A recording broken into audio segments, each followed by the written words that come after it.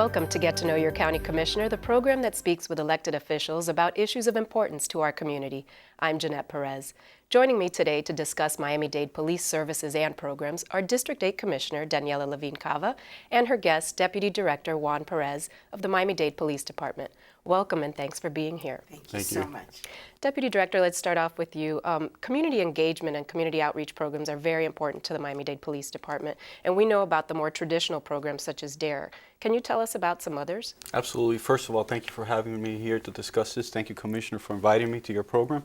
And it starts here with us from the top, coming out to the community and creating the atmosphere of outreach. And you mentioned DARE. We obviously have POW. What we've done is we've evolved certain programs like Don't Let Alcohol Be the Last Taste. That's evolved into Students Together Against Negative Decisions. So in that program, it talks about bullying, texting and driving, aside from doing drugs and alcohol. So those type of programs are very creative in nature. Currently, one of the more exciting things that we're doing is that we're creating a program that's going to be implemented into the academy, and it's a police youth dialogue program. And as soon as those students from the academy, those cadets, come out into the districts, they're going to meet and engage with groups of kids from their neighborhood, so that those officers get familiar with the youth that live and the perception that those youth have of police and of crime within the districts that they're going to patrol. And this will be a very robust way of getting those officers engaged with the community right from the onset. And there's various other programs that we're looking at. One of the other exciting programs that we have, and we already had the preliminary meetings, are with Parks and JSD, Juvenile Services Department. We're going to partner up with them and develop a gym workout fitness program at a park with police, working out with the youth that are at risk in those communities. And we're going to create a mentoring program out of that and help them by bringing in tutors from local universities to help them tutor the kids in the areas that they most need help. And those are the type of outreach programs that, amongst many others that we have our display vehicles and community outreach that, through economic crimes, education programs that we go out to the community to teach them, Citizens Police Academy. We have so many programs, but I think we always try and be innovative so that we can always bridge together the community with police. That is very important, and Miami-Dade County has seen a decrease in violent crimes in comparison to other cities that have witnessed some spikes. What do you attribute that decrease to? Well, part of it is that community outreach, us getting involved with the community, and the other part of it is our tactics that we use. We're very strategic. We utilize technologies. Our crime efforts are always analytically driven. So we use our systems that we have, our databases, to drive our efforts. And then our officers are well trained.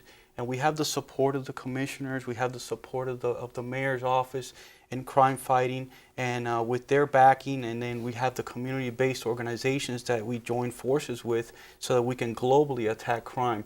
Miami-Dade is different than a lot of other places, a lot of other cities, because we're out there in the community a lot, and it's not only about police efforts. I think Miami-Dade County overall has a lot of social programs and economically driven programs to assist our members of the community, because crime fighting is not a police matter, it is all of our matters, right? It's right. All of us together.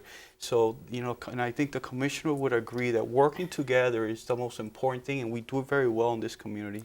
Thank you for that, and I absolutely agree. Thank you for the opportunity, Jeanette, to speak today. We must look at safety as the most fundamental issue in our community. That's what everybody cares about first and foremost, and we are very fortunate to have had very good community police relations. And some of the programs that the Deputy Director described are longstanding, and others are new and innovative, and I'm very hopeful. But at the end of the day, it is cooperation between the community and our police that makes the difference, and that requires trust. So it's really essential that we put in place programs that allow that kind of dialogue, as you described. We even had sponsored legislation to look at a program called Cure Violence, which is a national model that does community mediation and outreach. We're very hopeful that we'll be able to incorporate that program into the future as well.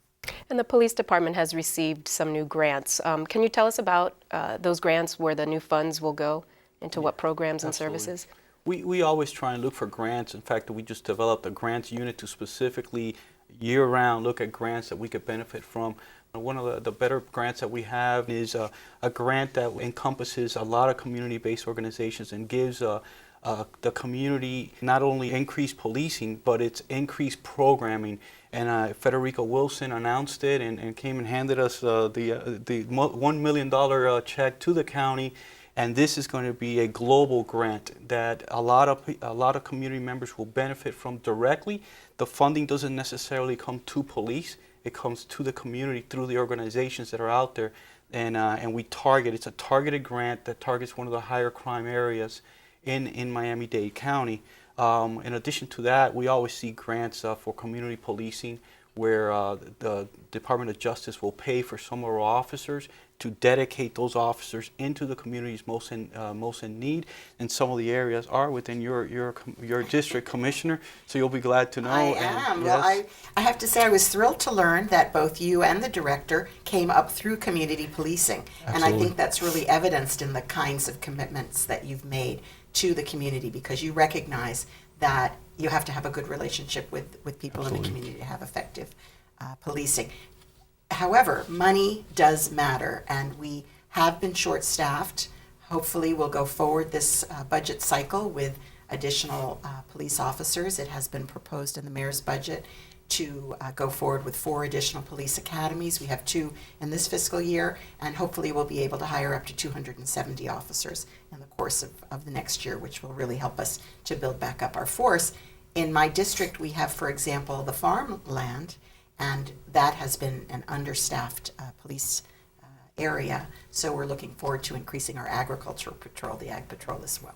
Absolutely, and that's just another effort. The Ag Patrol unit is another community-oriented policing effort where our officers engage with the farmers. It's not only about certain areas. It's not only about engaging members of certain communities, or whether it's public housing, or whether it's other areas in the county. We can't neglect the areas that are vast in nature, where the population is small, but there still is crime out there. And that's just another way that we communicate well with our folks and with our community and engage them to address crime problems. And before we let you both go, could you tell us a little bit about how residents can become more involved in these community outreach programs? I'm very pleased that there are 3 police districts that intersect with District 8 of the Commission, and those are South District, Kendall, and Hammocks. And each one has a Citizens Advisory Committee, or CAC, and the public is encouraged to show up to monthly meetings. We participate from my team, and we hear about the concerns, and then the police are able to be responsive, and there's awards given to those officers who distinguish themselves, and it's really a great effort, great cooperation. And what about the Crime Watch and Neighborhood Watch programs? We have a great Crime Watch program. Carmen Caldwell has been our director for many years, and we have a few groups meeting in South Dade. And if people are interested to join or create a new one, they can contact Crime Watch or get in touch with the police department as well. Great. Thank you so much for joining us. Deputy Director Juan Perez, Commissioner Levine Cava, always a pleasure.